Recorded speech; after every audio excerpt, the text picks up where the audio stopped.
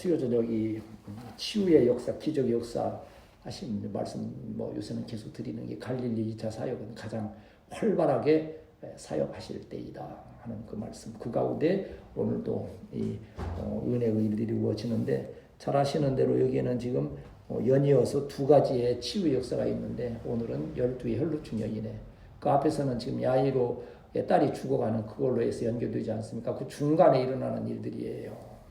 또한 12의 혈루증 여인을 고치신 일 통해서 기적의 목적이 어디 있습니까? 예수님은 정말 하나님이시구나. 세상에 그 누구도 감당할 수 없는 그 온전한 구원의 역사, 치유의 역사를 이루신 하나님이시구나. 그걸 통해서 복음 전하여지게 하시고 우리의 삶에 은혜와 복이 되도록 하신다는 것을 기억하면서 말씀을 나누도록 하겠습니다. 42절을 먼저 읽습니다. 시작. 이는 자기에게 12살 된 딸이 있어 추억하느라 예수께서 가실 때에 그가 밀려 들더라. 여기 지금 처음 부분에 이는 자기에게 그런 자기는 누구 지금 말하겠어요? 자기에게 무슨 예수님이요? 아니죠. 야이로 12살 된 예수님 장가 가셨어요? 예수님이 딸이 12살 된 딸이 있었어요? 그러니까 제가 성경 그게 무슨 얼마나 대단한 일은 아니지만 그래도 좀 자세히 알고 싶어서 하는데 참 어려운 부분들이 그거예요. 그가 말씀하셨다 그러면 그가 누구인가? 하나님이신가? 예수님이신가? 성령님이신가? 아니면 사도 바울인지 아니면 선지자인지 그게 불분명하면 엉뚱한 뜻이 될 수가 있기 때문에 참 그 부분들이 인칭대명사지요. 그러니까 참 그게 어렵더라고요. 그래서 그걸 일일이 다 살펴볼 때에 물론 대충 그냥 예수님이 어떻고 야이로 어떻게 할 수 있지만 예수님의 12살 된 딸이 있다면 그건 이게 성경이 큰 일이 나는 거예요. 이제 우리가 이런 말씀 이런 기회를 통해서도 한 번씩 하는데 12살 되었다. 왜 12살을 구태 여기 이렇게 기록했을까요? 우리는 12살이면 어린입니까? 어른입니까? 어린이지 어린이. 그런데 이스라엘 문화권에서는 12살 되면 이제 서서히 결혼 정년기가 되어져 가는. 우리 옛날에는 그랬죠. 15살 되면 이렇게 시집가고 가고 싶어서 가는 게 아니고 그냥 자원에 끌려가듯이 가기도 하고 했던 것처럼 13세가 되면 그리고 이 12살, 13살 이때가 가장 그 여성으로서의 생명력이 활발해지는 때 그래서 여성의 가장 고귀한 그때에 그러한 딸이 죽어갈 때의 부모의 마음은 이게 또 인간적으로 좀 비참하게 말하면 그럴 거 아니에요. 시집 보내면 지참금 좀 신랑이 많이 가져오면 이게 돈벌이도 되는데 그 딸이 죽어간다면 경제적으로도 얼마나 또 그런 생각이 있을 리는 없겠지만 혹시 또 그러한 뜻에서도 12살이라는 것이 또 강조가 되어지기도 하지요. 그리고 그것에 예수님께서 가시고 사람들은 밀려들었다. 그럼 여기는 또 어디에 계시는 예수님? 현장에 계시는 예수님. 현장이 어디요? 오늘 이방 우리의 가정이 우리의 일터가 우리 교회가 예수님이 임하시는 현장이요. 예수님께서 일하시는 역사가 이 교회를 줄 믿습니다. 제가 우리 교회에서 요새 말이 제일 잘 통하는 사람이 누군지 아세요? 이제 건축 후배 믿음이가 아무래도 어디 굴다리를 건너오다 그러는지 건물 하나를 지금 짓는 걸 이렇게 봤는가 봐요. 내가 보기에는 원룸 조그마한 거 짓는 거예요. 그래도 그걸 보고 사진 찍어서 와서는 이런데 얘기가 잘 통하지. 건축적이니까. 그런데 아무리 봐도 지금은 내가 더 많이 알아. 오래 제가 했으니까. 근데 도움이 될 줄 모르는데 현장 가서 직접 보면서 하나하나 짚어가면서 그래서 언제 한번 아파트 현장을 한번 데리고 가야 되려나 가서 한번 자세하게 한번 보면서 그것도 하나의 교육이 될 것도 같으니까. 그냥 사진 찍을 때는 아무것도 없이 그냥 그 일이 있는 거지만 그곳에는 현장에서 일했던 사람들의 그 수고가 항상 있는 거야. 우리 눈에 보이지 않지만. 교회의 역사나 우리의 또 신앙의 모든 삶 가운데는 현장에 계시는 은혜의 주님으로 말미암아 우리의 신앙이 우리의 삶이 진행됨을 기억하면서 날마다 현장에서 주님을 만나는 우리 성도들이 되어야 할 줄 믿습니다. 그리고 사람들은 예수님께 나올 때 이게 호기심이 있지 않습니까? 무리가 밀려들었다. 그래서 밀려들었다 하는 이 말씀을 원어적으로 보면요. 질식시킬 정도로 밀려든다는 거예요. 그 이태원 참사 지금 뭐 저기 있었지만 왜 그렇게 문제가 됐어요? 밀려 들어가지고 압사했잖아요. 막 사람 막 밀고 막 앞에서는 안 가는데 밀고 하니까 그런 정도로 밀려 들었다는 거예요. 왜? 예수님이 그만큼 2차 사역기에 인기가 있었다는 거죠. 예수님 5병이의 기적도 행하시고 뭐 이런 역사 이러니까 막 구름대처럼 밀려드는 거예요. 아니 어디 갈릴리 지역의 그 도로들이 무슨 지금 광화문 도로처럼 그랬겠어요? 골목 그냥 그랬을 것인데 그런 데로 막 몰려들고 광야에 몰려들고 우리 주님은 참 바쁘시게 일했다. 저도 여러분도 주님을 닮아서 주의 일이나 우리 가정이나 일터에서 분주하게 쓰임받는 우리 지혜로운 성도들이 되시기를 축복합니다. 그래서 우리가 항상 성경에서 요한복음 21장 이제 그 요한이 그 말씀을 마무리하면서 이렇게 고백해요. 요한복음 21장 24절 25절 말씀 보면 21장 24절 25절 같이 읽습니다. 시작. 이 일들을 증언하고 이 일들을 기록한 제자가 이 사람이라 우리는 그의 증언이 참된 줄 아노라. 예수께서 행하신 일이 이외에도 많으니 만일 낱낱이 기록된다면 이 세상이라도 이 기록된 책을 두기에 부족할 줄 아노라. 아멘. 예수님 행하신 일이 많다는 거예요, 적다는 거예요. 몇 년 일하셨어요? 3년 6개월 그 짧은 기간인데도 기록할 수 없을 만큼 많은 일을 얼마나 분주하게 행하셨을까. 피곤한 날도 있으셨을 것이고 굶주린 날도 있으셨을 것이고 이제 우리도 참 우리 성도들도 참 부지런함으로 일하잖아요. 그냥 교회 일만 하는 것도 아니고서 또 학교는 학교대로 또 직장은 직장대로 또 아들 가르치는 거나 또 광수님이나 저도 마찬가지로 저거 하는데 되게 이제 목회자들이 이렇게 보면 이제 20년 근속 30년 이렇게 하는데 그때까지는 그냥 했다는 것으로서 적어하는데 한 35년 되면서부터는 이제 좀 기념비적으로 생각을 이렇게 하는 경향들 왜 35년인지는 모르겠어요. 근데 제가 딱 지금 35년 되는데 그럴 만도 하겠다는 생각이 들어요. 이런 그때가 바로 은퇴할 그때가 되어지면서 체력적으로나 여러 가지로 어떤 고비가 있는 것 같기도 하고 그래 이제 40년 하면 이제 진짜 이거 어디 방송 달인에 나올 정도로 이제 그런 신선되듯이 아마 그런 상태가 되겠지만 그래요. 분주하게 행하여 나름 분주하게 열매는 없을지라도 분주하게 행하여 왔는데 여기에 무슨 의미가 있을까 한편 생각하면 참 스스로 짠하기도 하고 스스로 좀 안타까운 생각도 들기도 하고 또 그 가운데 우리 성도들이 잘 열매를 맺어서 좀 더 잘 됐으면 물론 영혼은 잘 됐지요. 좌우 안에 아주 눈에 보이는 거 없어도 여러분 영혼은 아름답게 성숙해가고 있음을 믿습니다. 그리고 그것이 우리 후세대 교회에서 아름다운 열매로 하나님께 영광 돌리게 될 줄을 믿고 그 소망 때문에 지금 인내하면서 감당해 나아가는 거지요. 그래서 때로 그런 생각을 해요. 우리 성도들에게 좀 안식의 날들을 허락하여 주옵소서. 어떻게 하면 좀 숫자가 많아지면 좀 나눠서면 좀 안식도 되게 좋을 텐데 근데 우리 성도들은 그렇게 하면 좀 잘 못 견딜 것 같아요. 오히려 그냥 말 그대로 그냥 죽도록 충성해야 좀 속이 풀리는 그런 이제 훈련이 잘 돼 있어서 그러나 언제까지 하나님이 허락하시는 때까지는 예수님께서 3년 6개월을 아주 필사적으로 일하셨던 것처럼 저와 여러분도 필사적으로 쓰임받는 우리 복된 성도들이 되시기를 축복합니다. 하나님은 그걸 통해서 후하게 갚아주실 줄 또한 믿습니다. 일하시는 예수님, 현장에 계신 예수님께서 이제 야이로의 딸, 12살 된 딸 죽어가는 그 상황으로 인하여서 행하여 가시는데 특별한 또 새로운 일들이 또 일어나게 되지요. 44절 읽겠습니다. 시작. 이에 12회를 흉부증으로 앓던 중에 아무에게도 고침을 받지 못하던 흉부증이 즉시 그쳤더라. 아멘. 이게 지난주에도 말씀드렸던 대로 예수님께서 이제 귀신 쫓아내는 일 또 여러 가지 일들을 행하신데 좀 어찌 보면 좀 쉬고자 해서 건너가신 곳이 거라사로 갔더니 어떻게 된 거예요?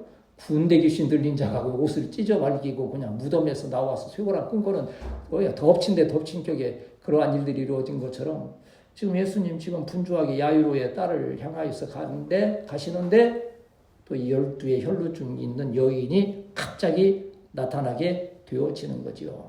이거 참 끝이 없는 거죠. 사건에 사건이 막 계속 터지는 것처럼 그러는데 여기 또 보면 뭐라 그랬어요? 몇 년 동안 혈루증을 앓았다 그랬어요? 12해. 아까 야이로의 딸이 몇 년이라 그랬어요? 몇 살? 12살. 12살이 나오고 여기는 12해라고 나오네요. 12해라고 하는 것은 아까 여성으로서는 딸로서는 가장 왕성해지는 이렇게 성숙해가는 그 단계고 이 질병이 12에 되었다 하는 것은 이것은 불체병이라는 것을 지금 말씀하는 거예요. 한쪽은 생명이 막 도약하는 12에 한쪽은 이제는 병이 오래되어서 도저히 사람의 의술로는 어찌할 수 없는. 그래서 마가복음에서 보면 이 혈루증을 좀 고쳐보려고 재산을 다 바쳤다 그랬어요. 그래서 보험 선전하는 거 보면 뭐요? 하여간 보험을 안 들래 안 줄 수 없도록 설명을 하는 거예요. 뭘 하든 어디가 하든 어디가 아파요. 어디것도 돼요? 저것도 돼요? 됩니다. 나중에는 이제 뭐가 나와요? 그럼 간병비는 어떻게 합니까? 그럼 간병비 보험을 또 들으라는 거예요. 그렇게 들으려고 하면 한도 끝도 없을 것 같아요. 이 여인도 그때 당시에 보험은 아니겠지만 그거 좀 혈루증 좀 낫게 해보려고 이 혈루증이라는 것은 자꾸 하혈을 하는 거예요. 끊임없이 하혈을 하는 거예요. 얼마나 고통스럽겠어요. 있는 재산을 다 탕진할 정도로 12회를 이렇게 해서 고침받았던 그 여인이 어디로 왔습니까? 예수님의 뒤로 왔을까요?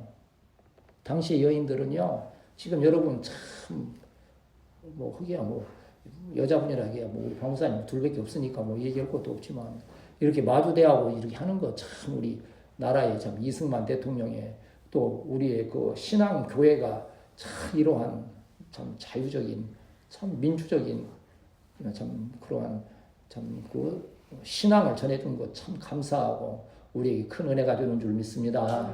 여인 나설 수 없는 거예요.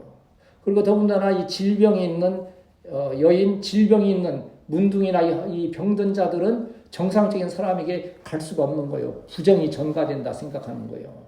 요새는 아무도 아니게 그냥 이렇게 다 같이 장애인도 같이 자고 하지만 그때 당시에 그 관습으로서는 그러한 질병 있는 자나 장애 있는 자는 같이 건전한 자와 함께하면 건전한 자에게 그 부정이 전가된다 했기 때문에 그리할 수 없는 거예요. 더군다나 여자이니까 그리할 수가 없어서 그래서 뒤로 온 거예요. 우리는 이 말씀을 통해서 12의 혈루증과 같은 여인은 누구를 지금 여기서 지금 예표하는 겁니까? 우리 자신들을 말하는 거예요. 아이고 그 여인 불쌍하네 12의 혈루증이니. 우리도 12의 혈루증 같이 마음이 상하고 괴로웠고 질병 들어서 주님 앞에 나아갈 자들이에요. 근데 앞으로 나아가는 게 아니에요. 우리도 예수님의 뒤로 그냥 참 옷가만 만져도 낫겠다는 그러한 겸손의 믿음으로 나아가게 될 때에 주의 은혜가 함께 하실 줄 믿습니다. 그래서 그 여인이 어떻게 했습니까? 그 옷가에 손을 댔다. 그 옷가라고 하는 것은 어떤 이해를 잘못하면 옷자락을 잡았나 그러는데 이스라엘 백성들의 그 옷에는 긴 이렇게 원피스처럼 그렇게 생겼잖아요. 그 끝에다가 술을 매듭을 매달아서 파란 매듭으로 해서 하나님과의 언약 관계를 나타내는 그 사람의 신분을 나타내는 거예요. 이게 좀 고위층일수록 그 매듭이 술이 많아요. 그래서 오히려 또 막 거룩하게 보이려고 그것을 막 수없이 많이 하는 사람들도 있었다는 거예요. 형식적으로. 예수님은 그거 보면서 이 외식하는 서기관과 바리새인들하고 책망하신 거예요. 옷에 술만 넣게 하지 믿음은 없는 그런 상태를 말하는 거예요. 여기서 옷가를 만졌다 하는 것은 바로 그 술 매듭을 잡았다는 거예요. 그런데 그 잡았을 때 어떤 역사가 일어나게 됩니까? 혈루증이 즉시 그쳤더라. 우리는 여기서 오해하는 것은 또 이단들이 많이 쓰는 게 마치 그 옷 매듭에 무슨 약효가 있고 무슨 효능이 있어서 그렇다라고 그렇게 자꾸 유도해 가니까 이단의 교주가 생기고 그런 거예요. 나를 믿어라. 어떤 옛날에 오늘 만민중앙교인가 거기는 그 이재용 목사가 사진을 집에다 걸어오면 그 집이 복을 받는다 해서 사진 걸어놓고 꼭 기능성 얻듯이 그렇게 했는데 그 사람 어디서 죽었는지 알아요? 좀 죄송한 얘기지만 결국은 감옥 가서 감옥에서 그냥 죽었어. 배려도 없이. 지금은 그 딸이 또 막 이어받아서 또 한다고는 하는데 절대는 그 옷술이 어떠한 눈에 보이는 것의 능력이 아닌 거예요. 그 믿음이 예수 그리스도 불쌍히 계시는 그 주님의 사랑 능력으로 말미암아 그 옷술을 잡은 그 믿음을 보시고 깨끗하게 혈루증을 치유하게 하심을 믿습니다. 이 믿음의 행위, 믿음으로 따라서 역사가 이루어지는 거예요. 어제 잠깐 뭐 이제 어떤 뭐 또 얘기 있다 보니까 그러더라고요. 며느리가 아기를 못 낳아. 그게 시어머니가 하도 안타까웠어. 시어머니는 믿음이 좋은데 며느리는 도대체 신앙이 없어. 그 목사님한테 얘 막 억지로 끌고 가서 너 목사님이 축복 기도하실 때 어쨌든 아멘 해라 하고 이제 교육을 시켜서 데리고 왔어. 목사님이 출산에 막 복을 주시옵고 막 아이를 잉태하게 하옵소서 하는데 며느리 도대체 이게 믿음 아멘이 안 되는 거예요. 이제 누가 아멘하여? 시어머니만 열심히 아멘 그런 거예요. 며느리하고 시어머니 둘 중에 누가 임신했게? 시어머니가 임신을 했대 세상에. 요새는 뭐 젊은 시어머니들 많으니까 우스운 얘기지만 아멘의 믿음이 그만큼 능력이라는 거죠. 그냥 엄마는 속이 타서 막 아멘 하는데 며느리 조용했어요. 믿음 없으면 어떤 역사가 이루어질 수 없다는 것을 말하는 거지요. 저와 여러분이 예수님 옷가에 그 옷술 매듭에만 손을 대도 낫겠다. 감히 우리가 죄인 때문에 인하여서 병든 자로서 예수님 앞에 나아갈 수 없지만 정말 천부의 의지 없어서 손 들고 옮겨다듯이 뒤로 와서 그 옷가만 만져도 낫겠다는 믿음으로 나아가게 될 때에 혈루증이 그치는 은혜와 같이 우리의 저주의 사슬이 풀려지고 질병과 사망과 고통에서 노임받게 됨을 믿습니다. 출애굽기 15장 보면 그 고치시는 하나님 여호와 라파의 역사가 바로 출애굽기 15장에 있지 않습니까?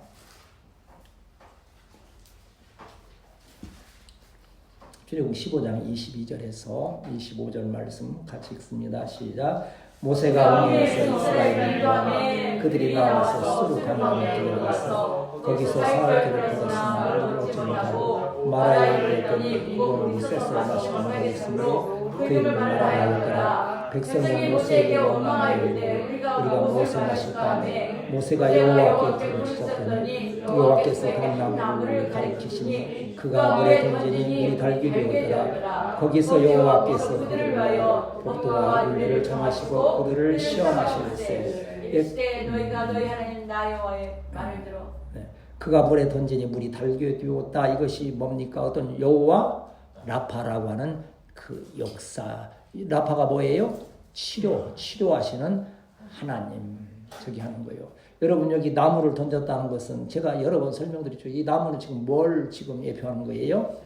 십자가. 여러분 잘 여러분 그거 안 그러면 제가요 한 몇십 년을 믿으신 권사님이 한번 우리 교회는 아니고요 오셔서 어떻게 얘기하다가 보니까는 창세기 3장에 나오는 여자의 후손이 뱀의 머리를 밟을 것이요. 그 말씀 어떻게 하다가서는 여자의 후손이 누굽니까? 예수님. 그래서 그냥 그대로 설명을 해드렸어요. 여기에서 말하는 건 뱀은 사탄의 세력을 말하는 것이요. 여자의 후손은 예수님 말하는데 예수님이 사탄의 세력을 짓밟아 버리신다는. 그때 깜짝 아니 여자의 후손이 예수님이 나 처음 들었어요. 막 그러더라고. 깜짝 놀래버렸어.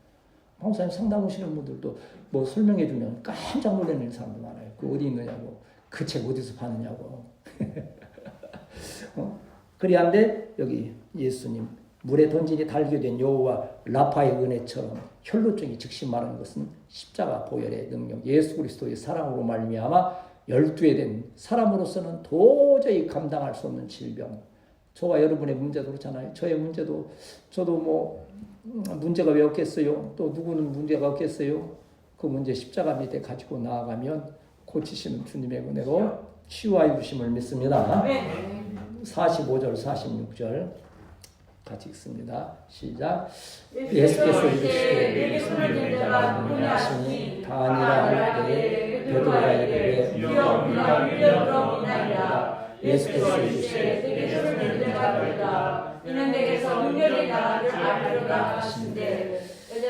어떤 성경학자들은요 이걸 성경을 좀 이렇게 예수님도 참 유머가 넘치셨다.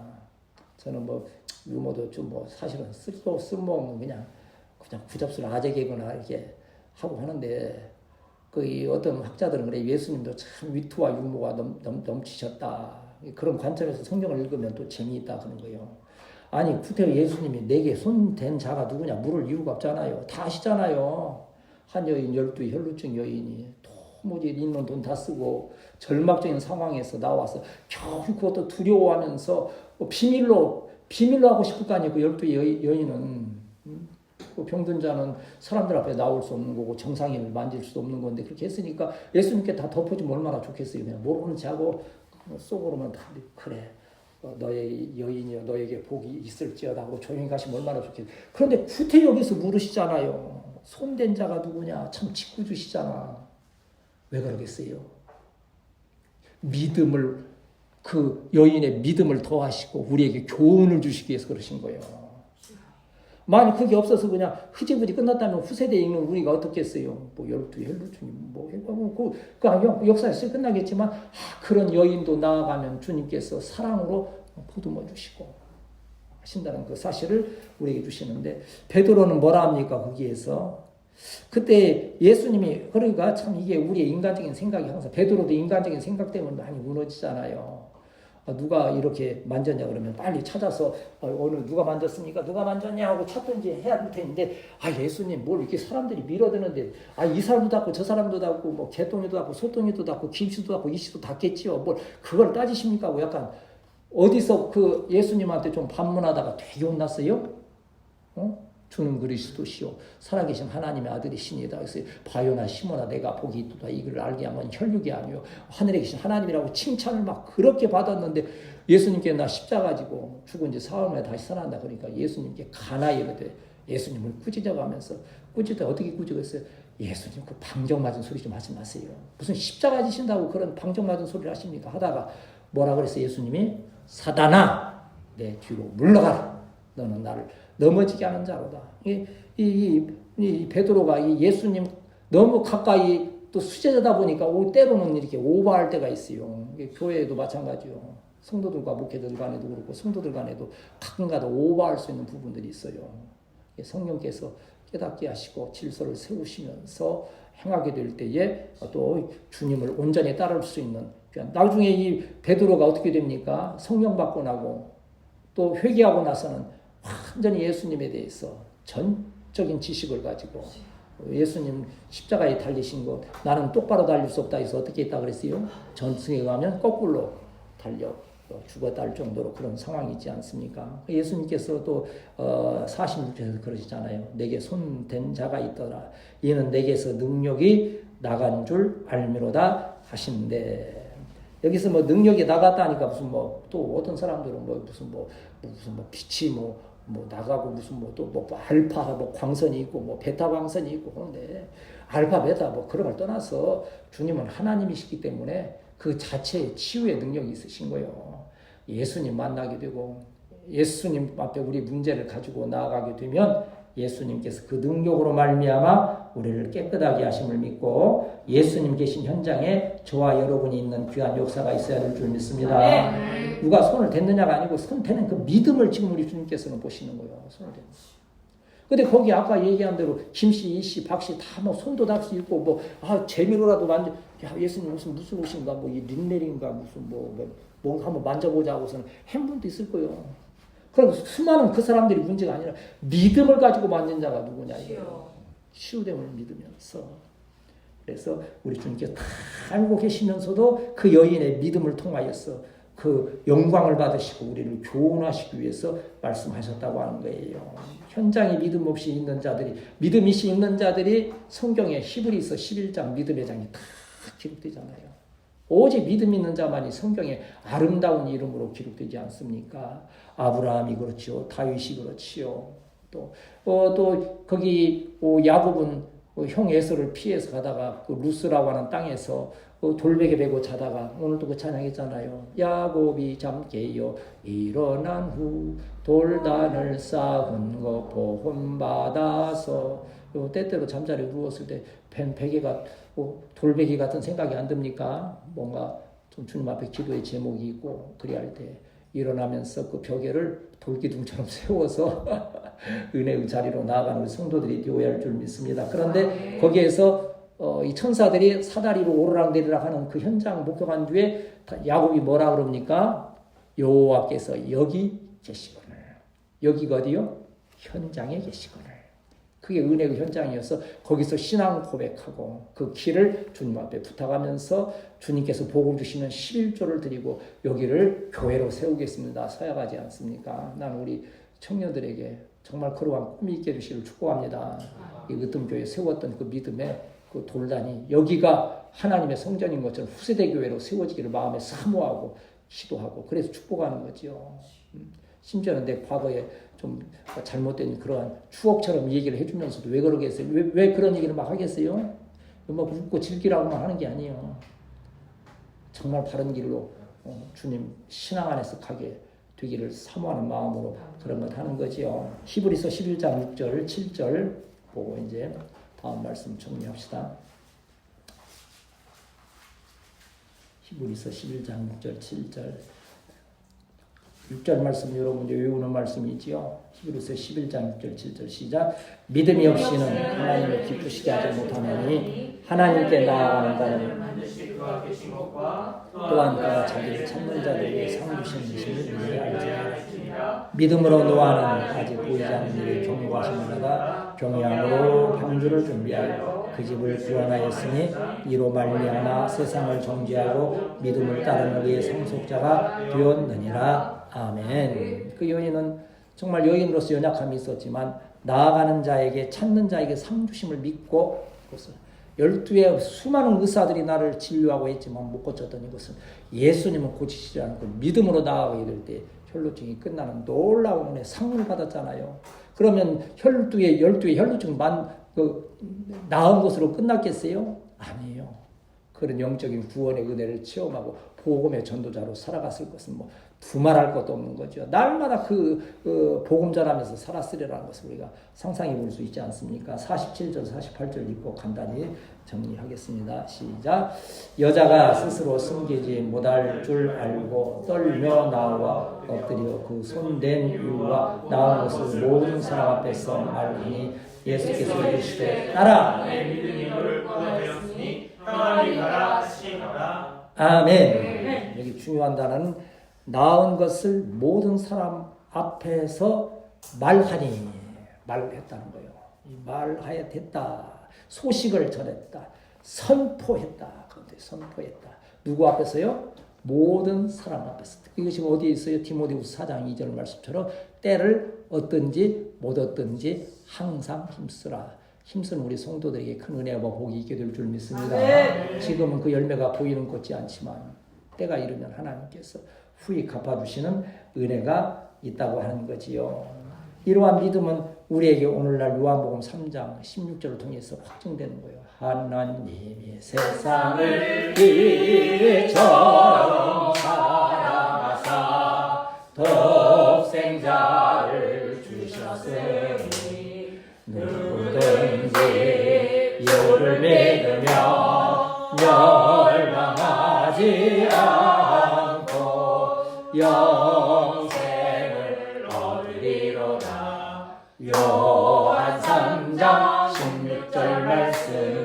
그 요한복음 3장 16절의 핵심이 뭐예요?